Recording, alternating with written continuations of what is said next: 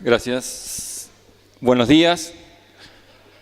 Gracias a la banda, a Gerardo, que es el jefe de la banda, o no sé cuál es el jefe de la banda. Rubén Emilio y todos los muchachos. ¿Cómo les va? ¿Estamos tristes o contentos? ¿Felices?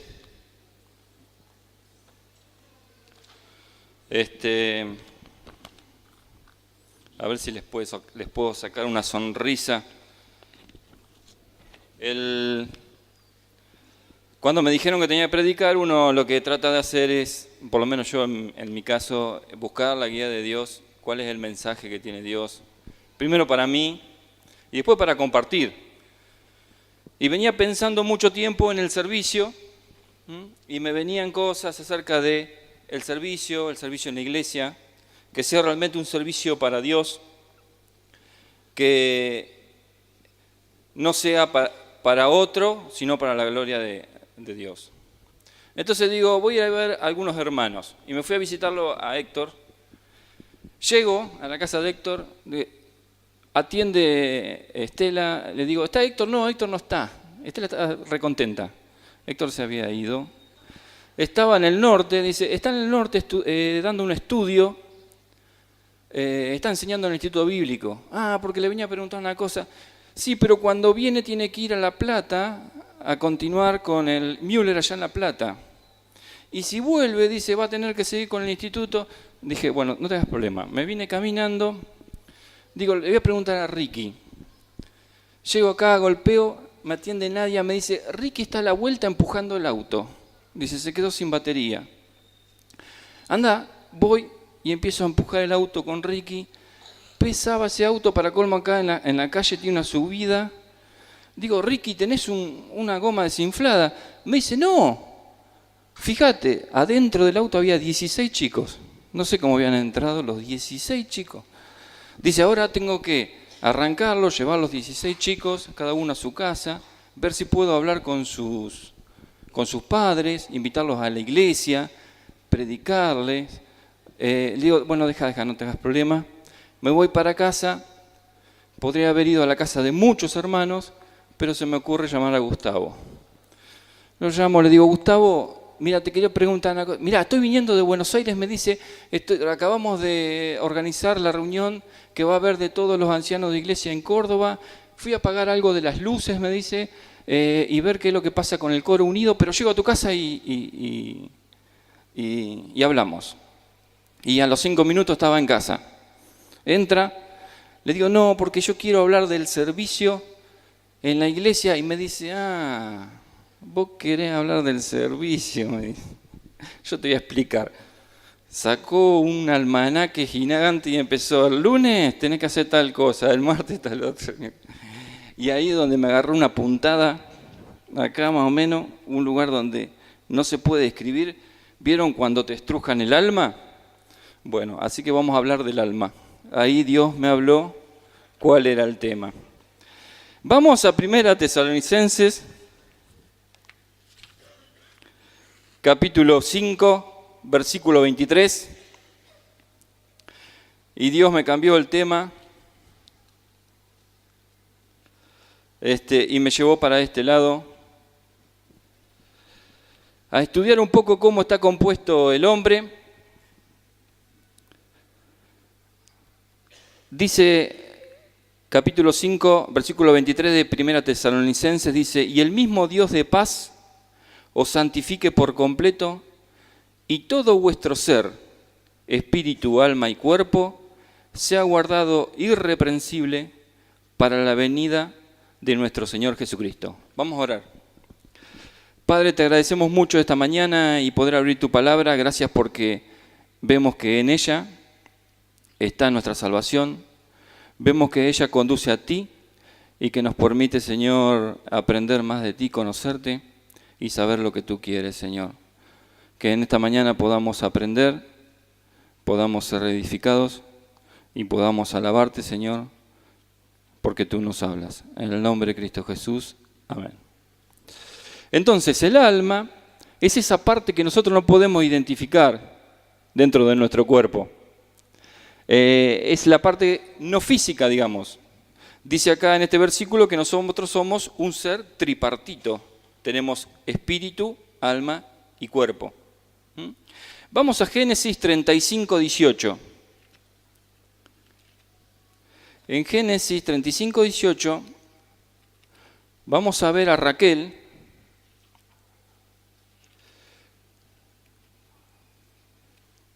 teniendo un hijo.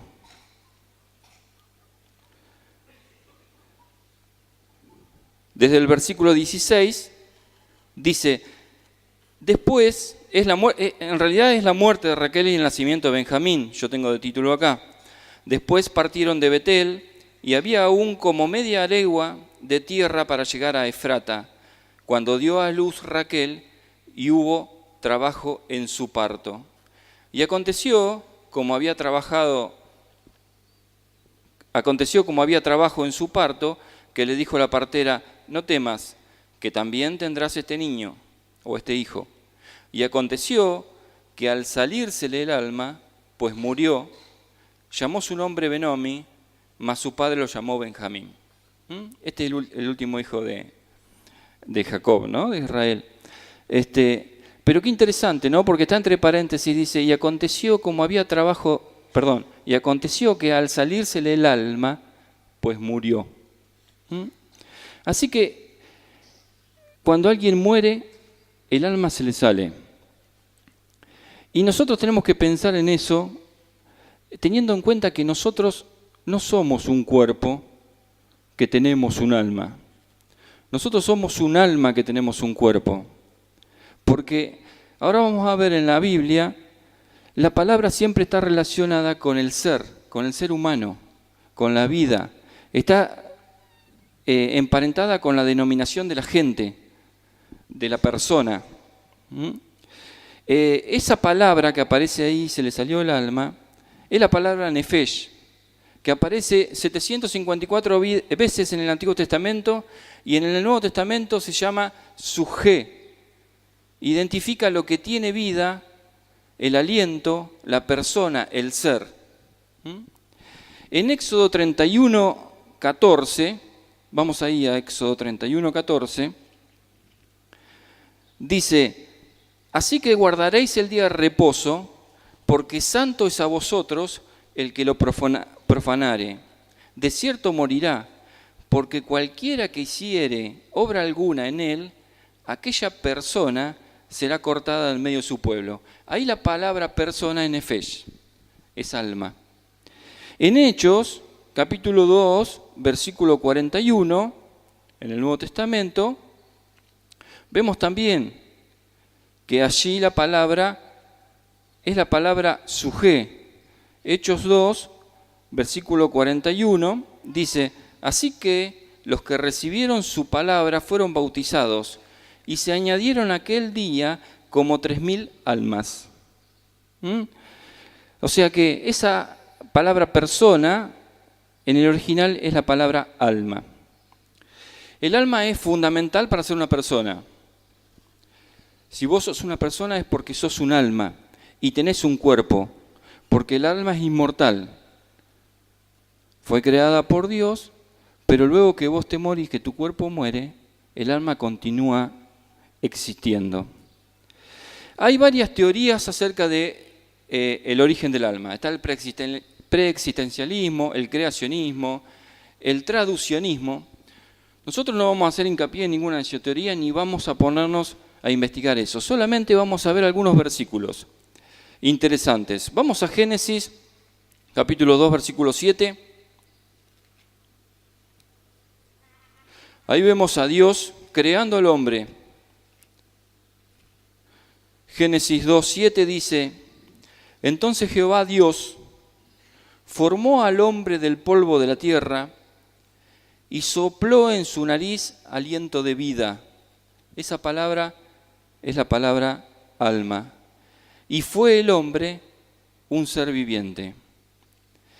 No solo significa alma, sino significa, dicen los estudiosos que esa palabra está en plural, que significa almas y que implica muchas almas. Así que Dios en ese momento en que creó el hombre del polvo de la tierra, le sopló, le dio almas. El alma humana es creada por Dios, lo dice Jeremías 36:16, no lo busquen, yo lo leo, dice: y juró el rey Sedequías en secreto a Jeremías diciendo: vive Jehová, un rey judío, le está hablando a un profeta, diciendo: vive Jehová, que nos hizo esta alma, que no te mataré, ni te entregaré en manos de estos varones que buscan tu vida. Y podemos seguir viendo un montón de veces la referencia que hace al alma con la persona, y que el alma fue creada por Dios. En Génesis 46:26 dice: todas las personas, y ahí la palabra también sigue siendo alma, que vinieron con Jacob a Egipto, ¿se acuerdan que Jacob fue en un momento a Egipto porque lo mandó a llamar José? Procedentes de sus lomos, dice, sin las mujeres de los hijos de Jacob, todas las personas fueron 66. Ahí está haciendo referencia a que todas esas personas estaban en Jacob. Y en Hebreos 7, 9 y 10 dice: y por así decirlo, en Abraham, dice el autor de Hebreos, pagó el diezmo también a Leví, que recibe los diezmos, porque aún estaba en sus lomos, en su cuerpo, de su padre cuando Melquisedec le salió al encuentro. Hechos 17:26 dice que de uno solo hizo Dios toda la raza, linaje, esa es la palabra alma, de los hombres. De uno solo. Y en 1 Corintios 15:22 dice que en Adán todos mueren. Así que cuando estaba ahí creando Dios a Adán, le sopló las almas. Esa alma que nos da el carácter de persona. Nosotros somos personas porque tenemos un alma. Solamente a Adán Dios le sopló almas. Y esa alma es inmortal. No es eterna, porque no estaba creada desde antes, ni tampoco fuera del tiempo. Cuando Dios creó a Adán, le dio un alma. Y esa alma no muere, sigue el cuerpo. Hay algunas características del alma, y el alma se asocia a varios conceptos. En Proverbios 2:10, en Proverbios 19:2 y en Proverbios 24:13, vamos a buscar Proverbios 24:13. Proverbios 24:13 y 14 dice: come, hijo mío, de la miel, porque es buena, y el panal es dulce a tu paladar. Así será a tu alma el conocimiento de la sabiduría. Si la hallares, tendrás recompensa, y al fin tu esperanza no será cortada. Acá está haciendo mención que el alma necesita conocimiento, necesita saber, necesita entender. El Salmo 139, ahí cortito, cerquita, Salmo 139, versículo 14, dice: te alabaré porque formidables, maravillosas son tus obras. Estoy maravillado y mi alma lo sabe muy bien. Estamos asociando la mente con el alma. La mente, el conocimiento es parte de la mente, el saber es parte de la mente, y el alma está relacionada con la mente. En Lamentaciones 3:20 también hace una referencia al alma y la vincula con la memoria. En Job 7:15 dice que el alma elige, escoge. Y en Salmo 27:12, en 41:2 y en Ezequiel 16:27 traducen el alma como la voluntad. Así que la mente y la voluntad están dentro del alma, son partes del alma. Se dice también en el Salmo 16:9, dice: se alegró por tanto mi corazón y se gozó mi alma, mi carne también reposa confiadamente. Está diciendo que el alma se alegra. Y en Génesis 34:3 dice que Siquem, príncipe de aquella tierra, le dice que su alma se apegó a Dina, la hija de Lea, y se enamoró de la joven y habló al corazón de ella. Así que el alma también se enamora, el alma ama. En Cantares, la esposa le dice a Dios: hazme saber, oh tú, a quién ama mi alma. Así que el alma tiene emociones. Vamos a 1 Samuel 1. ¿Voy muy rápido? 1 Samuel 1. Vemos ahí a Ana. Desde el verso 6.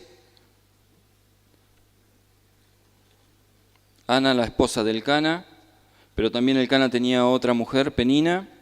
Dice que Penina la irritaba, la enojaba, la entristecía a Ana, y Ana lloraba, dice el versículo 7, lloraba tanto que hasta se le iba el hambre, porque ella no tenía hijos, y Penina sí, y la otra prácticamente se lo enrostraba a los hijos, se los ponía en la cara.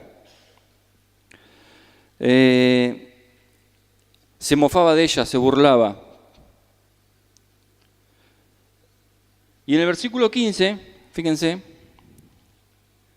dice, y Ana le respondió, vamos del versículo 13. Dice, pero Ana hablaba en su corazón y solamente se movían sus labios y su voz no se oía, y Elí la tuvo por ebria. Ella fue al templo y empezó a orar, todos conocemos la historia. Elí pensó que estaba borracha, entonces le dijo Elí, ¿hasta cuándo estarás ebria? Digiere tu vino. Y Ana le respondió diciendo, no, Señor mío, yo soy una mujer atribulada de espíritu, no he bebido vino ni sidra. Dice que he derramado mi alma delante de Jehová. Así que acá vemos que el alma se puede derramar. El versículo 10 de este capítulo dice que ella con amargura lloró y oró. Y lloró abundantemente. Y que ese lloro terminó en un derramamiento del alma. Ella estaba tan compungida y tan mal que su alma fue derramada. Y yo pensaba, ¿cuántas veces uno ha derramado el alma orando a Dios? Por aquello que te preocupa, o quizá por la maldad de otras personas, o la dificultad que encontrás en el mundo o en el sistema mundial.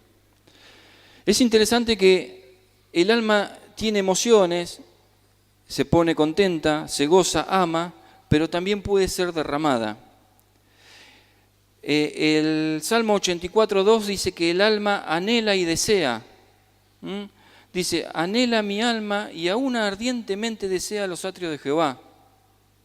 Y el Salmo 143:8 dice, hazme oír por la mañana tu misericordia, porque en ti he confiado, hazme saber el camino por donde ande, porque a ti, dice, he elevado mi alma.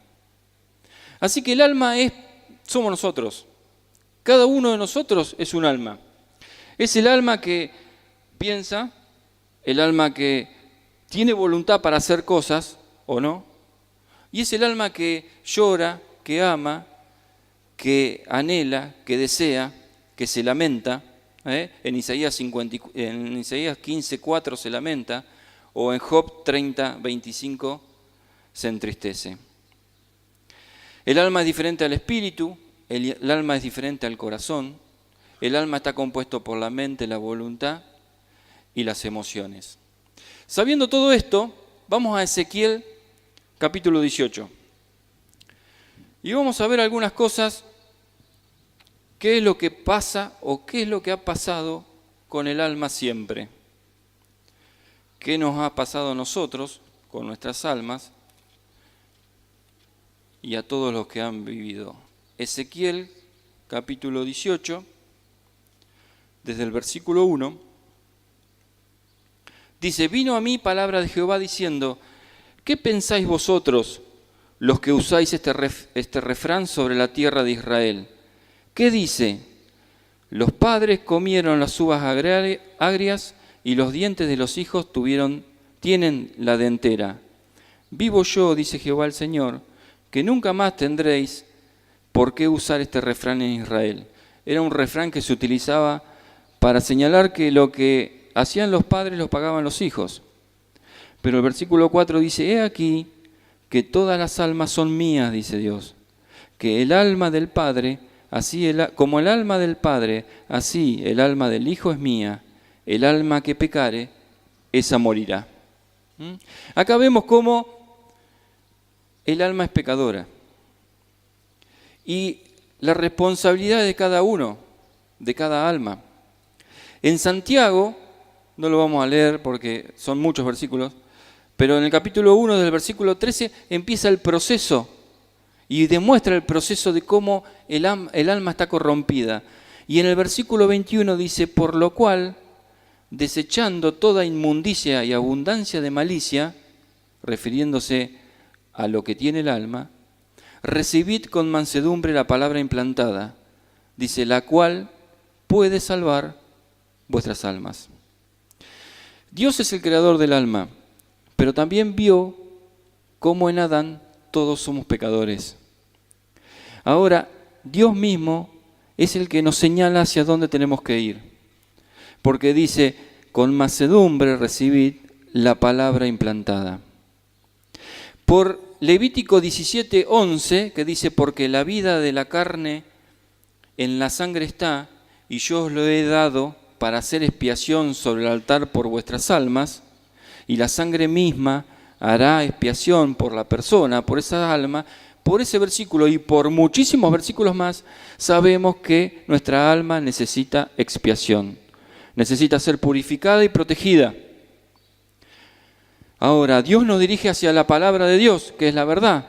En 1 Pedro 1:22 dice, habiendo purificado vuestras almas por la obediencia a la verdad mediante el Espíritu. Así que hay una relación ahí. Nosotros en Adán todos pecamos. Sabemos, y el Espíritu Santo convence al mundo de pecado, de justicia y juicio. Sabemos que somos pecadores, sabemos que para el pecado hay muerte, y sabemos que un día vamos a ir a un juicio y vamos a ser juzgados con respecto a eso. También sabemos que en la palabra de Dios vamos a encontrar la verdad. También sabemos que Jesucristo dice, yo soy el camino, la verdad y la vida. Sabemos que hay dos cosas, o por lo menos dos cosas, que junto al alma son inmortales, que es la palabra de Dios y la salvación, ¿no es cierto? Nosotros somos salvos gracias a que la palabra de Dios nos muestra a Jesucristo. Jesús, en 1 Pedro 2:25, dice que éramos como ovejas descarriadas, pero ahora hemos vuelto al pastor y obispos de nuestras almas. Así que Jesucristo es el gran pastor y obispo de nuestras almas. En Salmos 16, 9 y 10, es un salmo mesiánico, dice, vamos a leerlo, Salmo 16, 9 y 10. Es importante porque está hablando David, pero al ser mesiánico tenemos que pensar en Cristo. Salmo 16, versículo 9 dice, se alegró por tanto mi corazón y se gozó mi alma, dice David. Mi carne también reposa confiadamente, porque no dejarás mi alma en el Seol, ni permitirás que tu santo vea corrupción. Lo está diciendo David, pero David no lo puede cumplir a eso, porque David ciertamente murió y vio corrupción. Acá se está refiriendo a Cristo, y Pablo en Hechos 13, 35, 37 lo explica.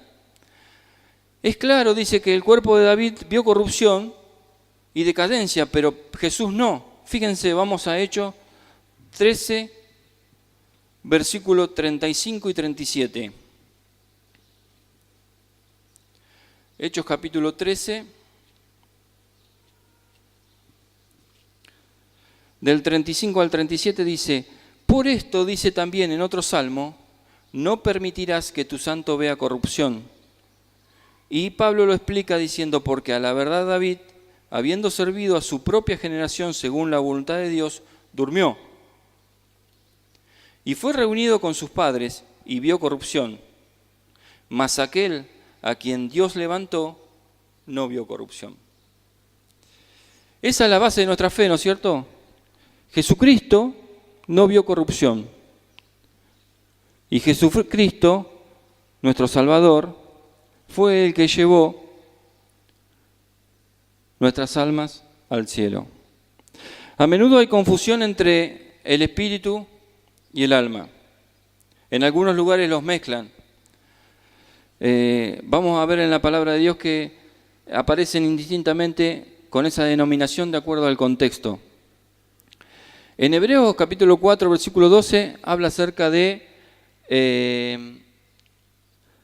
la palabra de Dios, ¿no es cierto? Que penetra hasta partir el alma y el espíritu, dice. Después en Efesios capítulo 6 habla acerca de la armadura de Cristo. Y habla acerca de la palabra de Dios como una daga, como una espada. Ahí la palabra en ese lugar indica una espada filosa, muy filosa, y no larga, sino cortita. Ciertamente nosotros necesitamos de la palabra de Dios para poder separar el alma y el espíritu. La palabra de Dios es la que penetra dentro de nuestra vida y hace la división entre lo que es espíritu y alma. Y eso nos permite a nosotros identificar cuáles son las cosas pecaminosas de nuestra vida y corregirlas. Es interesante que dice en el versículo 17 de Efesios capítulo 6, dice: y tomad el yelmo de la salvación y la espada del Espíritu, que es la palabra de Dios, que nos va a permitir separar lo que dice en Hebreos 4:12, el alma del espíritu.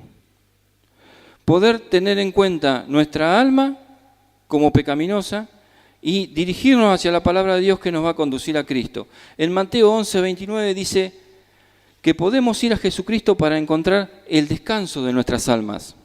El descanso de nuestras almas. Volviendo al Salmo 16, vamos a volver. Dice: se alegró por tanto mi corazón y se gozó mi alma, mi carne también reposa confiadamente, porque no dejarás mi alma en el Seol, ni permitirás que tu santo veas corrupción. La primera parte de ese versículo 10 dice: no dejarás mi alma en el Seol. Y es una verdad que se va a cumplir y se está cumpliendo en cada uno de aquellos que han vivido. Porque tenemos que pensar que cada una de las personas que han vivido ha sido un alma. Y esa alma inmortal sigue hoy en existencia. Si todos somos personas con almas, todos aquellos que han fallecido hasta la fecha, su alma sigue en existencia. Y está en algún lado. ¿No es cierto? La pregunta es: ¿dónde? ¿Dónde está el alma de aquella persona que conociste y que falleció? ¿Dónde está el alma hoy de David? ¿Dónde está el alma de todos los que han vivido? ¿Dónde va a ir nuestra alma? En Marcos 13:31 dice que el alma es eterna, que permanece para siempre. Y dice que las almas, dice en Romanos 6:23, que rechazan a Dios, van al infierno. Es una realidad. Yo me pongo a pensar a aquellas personas que he conocido, ¿dónde estarán? Si es que realmente están en el infierno o en el cielo. Dice que las que aceptan su pecaminosidad y el don de Dios vivirán para siempre al lado de Dios. Y esa es la pregunta, y esto es lo que yo quiero que quede por ahí en la mente de ustedes. es que reconocernos no como un cuerpo que tiene un alma, sino como un alma que tiene un cuerpo. Que pensemos que nuestra alma va a seguir siendo eterna.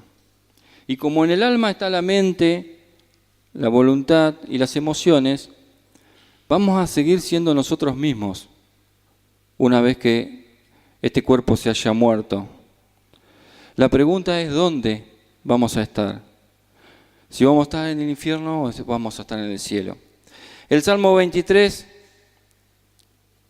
es un salmo precioso, ¿no? Dice, Jehová mi pastor, nada me faltará, en lugares de delicados pastos me hará descansar, junto a aguas de reposo me pastoreará. Y el versículo 3 dice, confortará mi alma. Que pensemos en nuestra alma confortada al lado del Señor, viviendo inmortalmente, y que esa situación nos movilice, ahí sí, al servicio a Dios, predicando su palabra, hablándole a la gente, dirigiéndola a la palabra de Dios y por supuesto a Jesucristo. Jesucristo tenía alma. Dios preservó el alma de Jesucristo dentro de María. Su alma no vio corrupción. En ningún momento Cristo pecó. Sin embargo, Él murió, derramó su sangre por cada uno de nosotros y pagó los pecados de nuestras almas. Él hoy está sentado a la diestra de Dios, abogando por cada uno de nosotros, por cada una de las almas. Y pienso en aquellas almas que ya se fueron,